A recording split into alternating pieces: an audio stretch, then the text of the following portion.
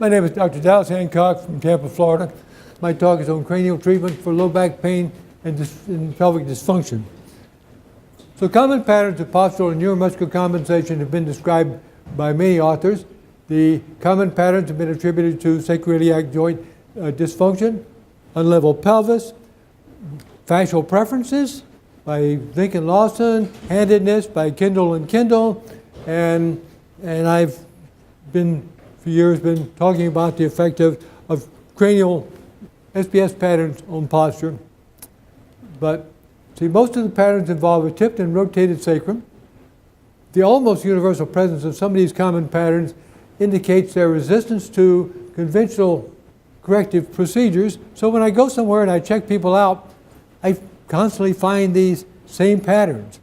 So if there was something out there correcting them, then I would find holes in what I was finding. There would be some people who didn't have these patterns. Anyway, so the fact that they're commonly present, they're almost always there, means that somehow conventionally we aren't getting to them. And although the descriptive parameters for the different patterns, whether it's fascial preference or whatever, it's still going to go back to the spine is going to do certain compensatory things. Okay, Magoo states that spinal scoliosis and cranial scoliosis are inseparable. What is not generally realized is that the cranial abnormality precedes and dictates the spinal pattern in a good proportion of the cases rather than the reverse.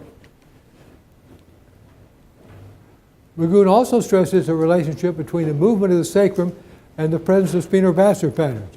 He states that if the sacrum moves inferior and posterior on one side, then the spinobastar symphysis will usually be in torsion with the occiput low on the same side, and vice versa on that.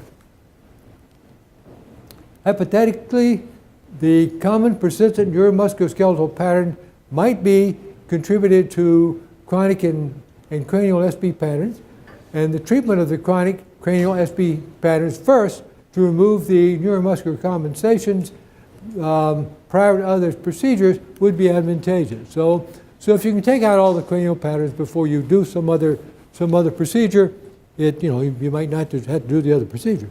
So our objective is to present the therapeutic management of a patient with acute low back pain by the exclusive use of cranial procedures. And it's also to increase an understanding of the functional relationships between chronic SB patterns and chronic neuromuscular compensatory patterns, including the pelvic torsion, category 1, category 2, and so and so. So we have a new patient here, history examination. So presenting patient was a male, bus driver, mid-70s, 5'9", 190 pounds. History, he had acute low back pain, unable to stand upright. He had a severe automobile accident in his mid-40s, followed by 5 facial surgeries. Currently, since then, he's had bypass surgery, left knee replacement, partial there, prostatic cancer, and COPD. So that was in pretty good shape. He admits he's had intermittent back pain for over a decade, and he never sought treatment for it because it wasn't disruptive to his activities of daily living.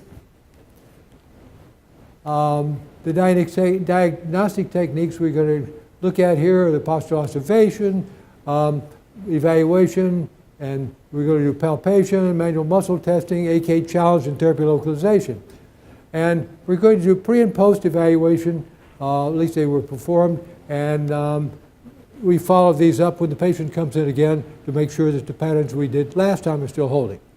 Generally, whatever we do on one visit is generally holding on the next visit. But it's nice to show it to the patient. So we evaluated the patient. We found a right short leg, right Achilles tendon tension, glute max flaccidity on the right side, various tendernesses there, won't bother with those.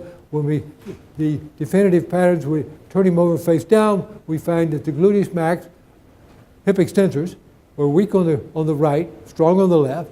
The shoulder extensors were weak on the right and strong on the left.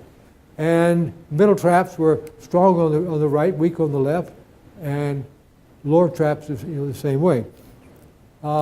turning them over, we will now note that the hip flexor groups, straight leg, are now strong on the right and weak on the left. So what we really have is a pattern there that when they're lying face down, the extensors on the right are weak. They're strong on the left, but when we flip them over, then the flexors on the right side of the body are strong, but the flexors on the left are weak. So it changes. So obviously then the left side is in extension when they're lying face down, the right side is in flexion. So when we turn them over, then the flexors are in power, and so and so. So that's an important part of it.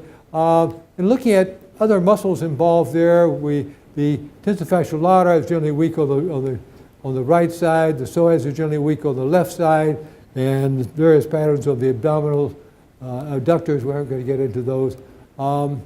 If we look at eye movement patterns, jaw movement patterns, coming from a background in kinesiology, I wasn't satisfied with just, okay, we have an upper fossa, lower fossa, tying in which muscles are going to be weak and how does it affect eyes into distortion, et cetera, et cetera, et cetera.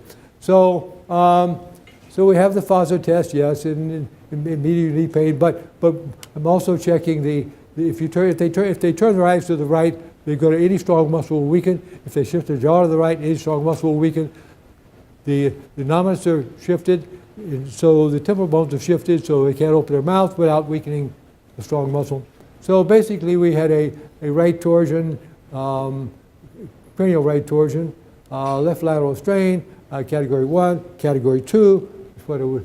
So our cranial treatment objective to release the cranial soft tissue restrictions that appear to be maintaining the chronic spinobastor patterns, torsion primarily.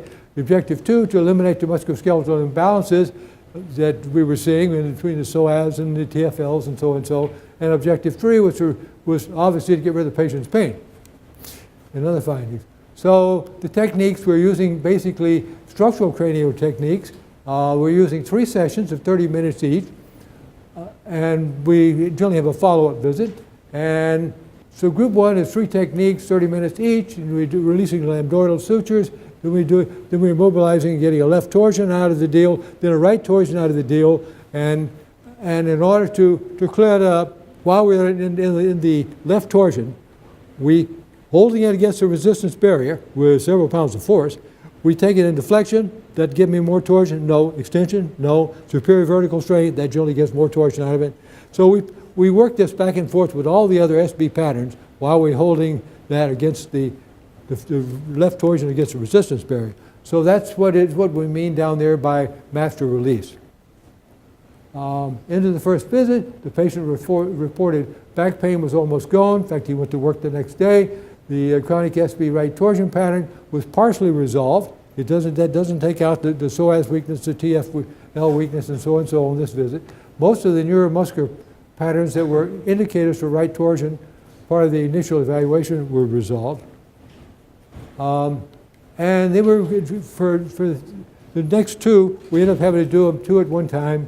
So that's 26 techniques we did. So that was correcting SB patterns on the primary transverse axis, working the frontofacial releases, some miscellaneous ones, and getting rid of the lateral strain. And we followed that by a 13-step clearing routine to get rid of the sutural restrictions.